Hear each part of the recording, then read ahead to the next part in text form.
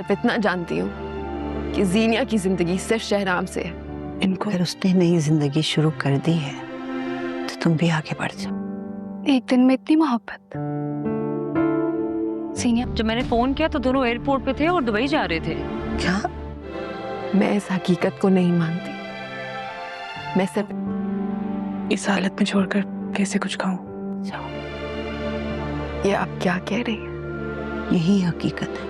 Aunty Zarar से तो नहीं, लेकिन मेरी महक से जरूर बात हुई। सीनिया भाभी ने तो इतनी मोहब्बत कभी नहीं की। ये बताओ कि तुम्हारी जरार से बात हुई? जरार अब अपनी माँ और बहन दोनों को छोड़कर हमेशा के लिए दुबई जा चुका है। अब जीनिया और इसकी माँ बिल्कुल अकेले रह जाएंगे। जब इन्हें ये पता चलेगा कि जरार अब पाकिस्तान में नहीं है तो इन्हें काफी ज्यादा अफसोस होगा कि इनके सर पर अब किसी भी मर्द का साया मौजूद नहीं रहा। वहाँ पर फरियाल है जो कि शहराम की तबीयत खराब होने के बाद इसका काफी ज्यादा ख्याल रख रही है और खुद कुछ कापी भी नहीं रही, जिस पर अब शांजे फरियाल से बोल रही है कि जीनिया भाभी ने तो आज तक कभी भी शहराम का इतना ख्याल नहीं रखा।